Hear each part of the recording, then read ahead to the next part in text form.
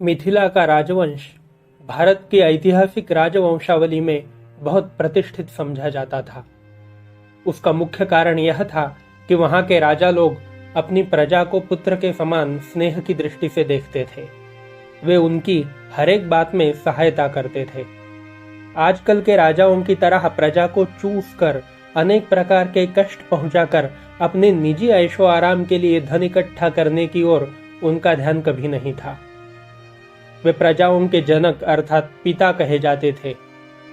पिता का काम है अपने बच्चों की रक्षा करना, उन्हें खाना कपड़े देना, पढ़ा लिखा कर योग्य बनाना, बीमारी में तन मन धन से दवा दारू का प्रबंध करना।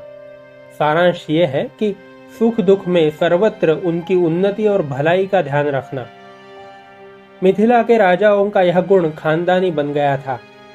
यही कारण है कि वे प्रायः सबके सब जनक नाम से प्रसिद्ध हुए।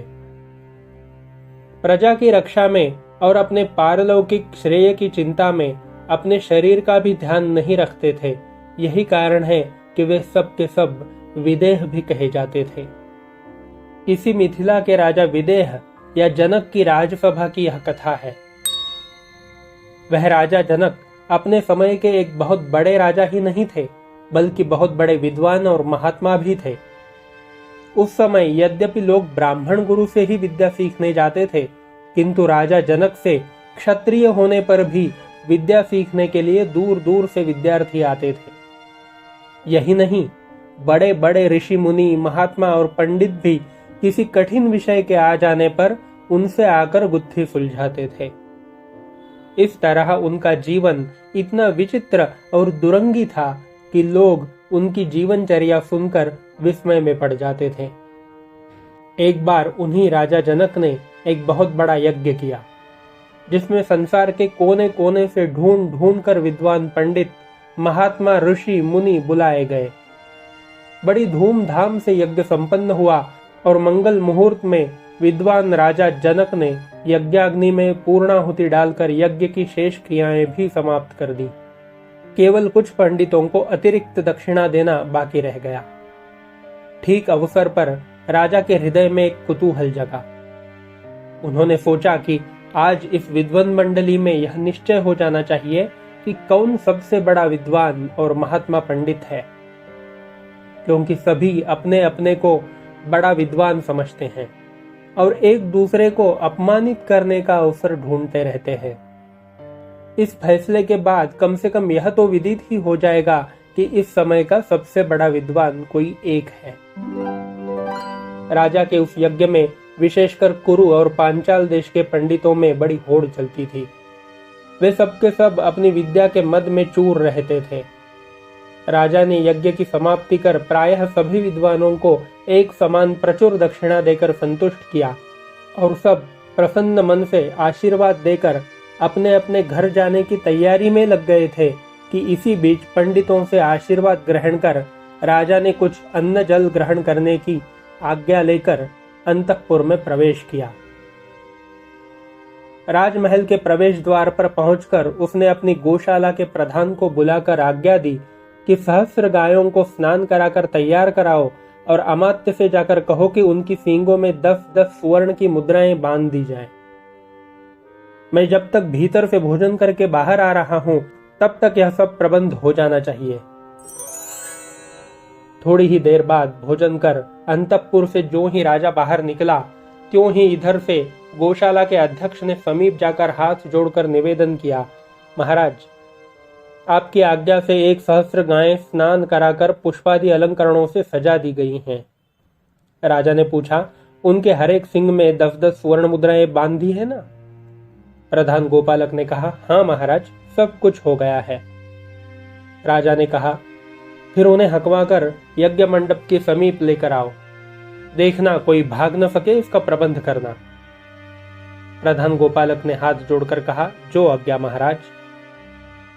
प्रसन्न मुख राजा यज्ञ मंडप में पहुंचा, जहां ब्राह्मण लोग अपने अपने आश्रमों को लौटने की तैयारी करके उसके आने की उत्सुक प्रतीक्षा में थे। और इधर प्रधान गोपालक भी अपने अनुचरों समेत सहस्र गायें लेकर यज्ञशाला की ओर चल पड़ा। गायों को आते देख ब्राह्मणों की मंडली में एक कुतूहल और हर्ष का पारावार सा उमड़ पड़ा।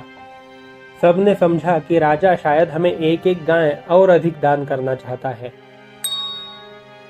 राजा के पहुंचते ही सब पंडित लोग उसे घेर कर चारों ओर से खड़े हो गए और शीघ्र अपने अपने घर जाने की आज्ञा प्राप्त करने की प्रतीक्षा करने लगे। थोड़ी देर तक चुप रहने के बाद राजा ने कुछ गंभीर स्वर में कहा, हे पूजनीय ब्राह्मणों, आप लोगों ने इस दास के ऊपर जिस प्रकार की कृपा करके इतने दिनों तक सच्चे हृदय से यज्ञ संपन्न करने में सहायता पहुंचाई है, उसके लिए यह आपका चिर कृतज्ञ रहेगा। यज्ञ में इतने दिनों तक एक साथ रहने से आप लोगों को बहुत सारे कष्ट सहन करने पड़े होंगे। मेरे अज्ञ अनुचर आपकी सेवा भी भली तरह नहीं करते होंगे, इसके लिए आप सब मुझे हृदय से क्षमा करें। आप लोगों के समान तेजस्वी एवं विद्वान ब्राह्मणों की कुछ सेवा करने का मुझे जो यह अवसर मिला है, वह कई जन्मों के पुण्य का फल है। मैं अपनी खुशी का वर्णन किन शब्दों में करूं? आप सबके उपकारों से मेरे रोम रोम बिके हुए हैं। ब्राह्मणों की मंडली में चारों ओर से साधु साधु की ध्वनि होने लगी। ब्राह्मणों के निर्मल हृदय में राजा जनक की इस विनीत भावना ने एक अमिट छाप छोड़ दी। सब के सब कृतज्ञता के प्रवाह में बहने से लगे। इसी बीच प्रधान गोपालक गायों को चारों ओर से घेर कर खड़ी कर चुका था। राजा ने गंभीर भाव से एक बार गायों की भीड़ की ओर दृष्टि डाली और फिर थोड़ी देर चुपचाप रहने के बाद ब्राह्मणों की ओर दाहिना हाथ उठाकर विनीत स्वर में कहा, पूज्य ब्राह्मणों, मैं चाहता हूं कि आप सब लोगों में जो सर्वश्रेष्ठ ब्रह्मनिष्ठ हो, वह इन सब गायों को हाँक कर अपने घर ले जाएं। उसी सर्वश्रेष्ठ विद्वान एवं महात्मा को चरणों में भेंट करने के लिए मैंने इन गायों को यहाँ खड़ा किया है। राजा के इन विनत शब्दों ने ब्राह्मण मंडली के कोलाहल को एकदम शांत कर दिया।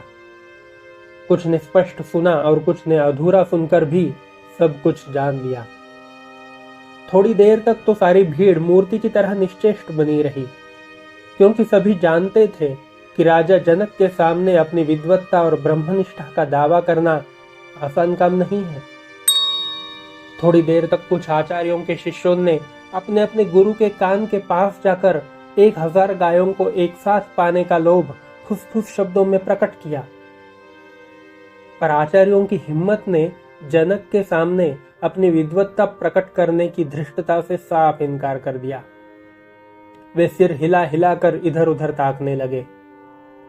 थोड़ी देर तक इस नीरवता ने राजा जनक के उस यज्ञ मंडप में अपना अधिकार और जमाया, जहां पर अभी थोड़ी देर पहले तुमुल कोलाहल मचा हुआ था। यज्ञ कुंड से निकलने वाली धूम की सुगंधित काली रेखा मानो उन सभी ब्राह्मणों की भर्त्सना करती हुई ऊपर चढ़ी जा रही थी, पर वे सब के सब चुप ही बने रहे। किसी में बोलने की हिम्मत नहीं आई। थोड़ी देर बाद इस नीरवता को याज्ञवल्क्य के इन गंभीर शब्दों ने तोड़ दिया। समुपस्थित सभी लोगों ने उत्कंठित मन से सुना कि वे अपने शिष्य को संबोधित कर रहे हैं। प्रियदर्शन सामश्रवा, इन समस्त गायों को हाँक कर अपने आश्रम की ओर ले चलो। याज्ञवल्क्य के मुंह से इन शब्दों के निकलने भर की देर थी कि उनके उत्साही शिष्य गायों के पास पहुंचकर चारों ओर से उन्हें हाँकने लगे। उस समय याज्ञवल्क्य के मुखमंडल से तेज प्रदीप्त हो रहा था और उनके स्वर में धीरता एवं गांभीर्य का मिश्रण था। ब्राह्मणों ने देखा कि वह राजा के पास पहुंचकर कह रहे थे, राजन, अब आज्ञा हो तो आश्रम को चलूं, क्योंकि वहां से आए हुए काफी दिन बीत गए हैं। पता नहीं शिष्यों की पढ़ाई भी ठीक से चल रही है या नहीं। सभा में उत्तेजना की एक छिपी लहर सी फैल गई, क्योंकि याज्ञवल्क्य के शिष्य गायों को हाँक कर थोड़ी दूर निकल गए थे और इधर राजा जनक भी याज्ञवल्क्य की विदाई के लिए चल पड़े थे। बड़े बड़े वयोवृद्ध एवं शांत आचार्यों में भी याज्ञवल्क्य की इस धृष्टता ने खलबली मचा दी, पर किसी में अग्रसर बनने की क्षमता नहीं रही थी। राजा जनक के प्रधान होता ऋत्विज अश्वल से नहीं रहा गया। क्योंकि उन्हें यह पता था कि भूमंडल भर के विद्वानों में उनसे वयोवृद्ध एवं सम्मानित दूसरा कोई नहीं था। इसके अतिरिक्त अपने यजमान की दक्षिणा को एक बाहरी उद्धत युवक सर्वश्रेष्ठ विद्वान एवं ब्रह्मनिष्ठ बनकर ले जाए, यह भी मृत्यु से कम दुखदायी नहीं था। अपयश ही तो सच्ची मृत्यु भी है। इस तरह अपमानित होकर फिर से राजा जनक की आंखों में अपनी पूर्व प्रतिष्ठा का प्राप्त करना मुश्किल था।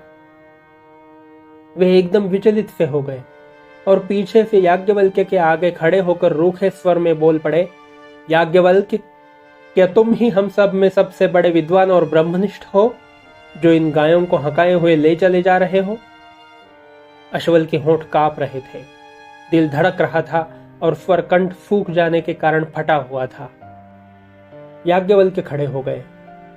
पीछे पीछे चलने वाले राजा जनक भी अश्वल की ओर मुंह करके खड़े हो गए। पीछे की सारी विद्वान मंडली भी इधर उधर खड़ी होकर उत्सुक कानों से याज्ञवल्क्य का उत्तर सुनने के लिए चुप हो गई। पर याज्ञवल्क्य भी अभी चुप खड़े थे। थोड़ी देर तक इधर उधर देखकर याज्ञवल्क्य ने मुस्कुराते हुए कहा, आचार्य, इस उपस्थित ब्राह्मण मंडली में जो सबसे बड़ा विद्वान तथा ब्रह्मनिष्ठ है, उसे मैं सादर नमस्कार करता हूँ। आपने यह कैसे मान लिया कि मैं सर्वश्रेष्ठ विद्वान और ब्रह्मनिष्ठ बनने की धृष्टता कर रहा हूँ? मुझे तो इन गायों की चाह थी, इसलिए ले जा रहा हूँ। अश्वल को अपनी विद्वत्ता और ब्रह्मनिष्ठा पर पूरा भरोसा था। राजा जनक के प्रधान होता के पद पर इतने दिनों तक रहकर वे देश देशांतर के पंडितों पर अपनी विद्वत्ता और ब्रह्मनिष्ठा की धाक जमा चुके थे।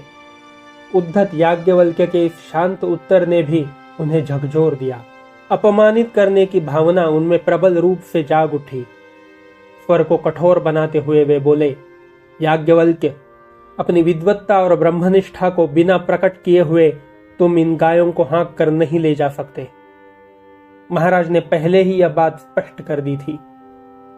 क्या तुम समझते हो कि हम में से किसी के मन में इन 1,000 स्वर्ण मंडित गायों की चाह नहीं है?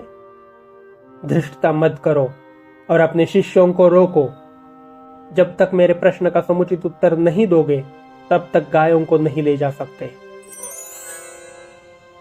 याज्ञवल्क्य ने अपने शिष्यों को गायें खड़ी करने का आदेश देकर अश्वल से मुस्कुराते हुए विनीत स्वर में कहा, आचार्य, गायें तो खड़ी हैं, आप जो प्रश्न चाहें मुझसे कर सकते हैं। अश्वल ने थोड़ी देर सोचा विचारा, फिर याज्ञवल्क्य की ओर दाहिना हाथ उठाकर कहा, याज्ञवल्क्य, क्या तुम यह बतला सकते हो कि किस प्रकार ये हवन करने वाले होतृगण मृत्यु को पार कर मुक्त हो सकते हैं? याज्ञवल्क्य ने बिना रुके हुए कहा, आचार्य, चारों प्रकार के होत्रियों को अपने कर्मों के पीछे के नित्य भाव का ज्ञान प्राप्त करना चाहिए। अर्थात उन्हें ऋचाओं का पाठ करना, छंदों का गान करना, आहुति देना और पूजन का काम करना चाहिए। लेकिन इनकी स्थिति वाणी, प्राण, चक्षु और मन पर है। किंतु मन से उस अनंत का ध्यान करना चाहिए जो सबके पीछे है। उसी अनंत को प्राप्त करने के बाद होतृगण मृत्यु को प्राप्त कर मुक्त हो सकते हैं। केवल कर्मों से मुक्ति की प्राप्ति या मृत्यु का भय दूर नहीं हो सकता। राजा जनक ने साधु कहकर याज्ञवल्क्य के उत्तर की सत्यता पर अपनी मोहर लगा दी। अश्वल चुप हो गए और सारी ब्राह्मण मंडली में थोड़ी देर के लिए एक सन्नाटा सा छा गया। अब इसके बाद उस राजसभा में क्या हुआ? क्या याज्ञवल्क्य ब्राह्मण मंडली के प्रश्नों को जीत पाए? गार्गी का प्रवेश इसमें कब हुआ? अगर इन सारी चीजों को आप जानना चाहते हैं तो थोड़ा सा इंतजार करना पड़ेगा, क्योंकि ये सारी बातें इस कथा के दूसरे भाग में प्रकाशित होंगी। तब तक अगर आपको यह कथा पसंद आई है तो जरूर इसको लाइक करना, शेयर करना और चैनल को सब्सक्राइब करना मत भूलना। धन्यवाद।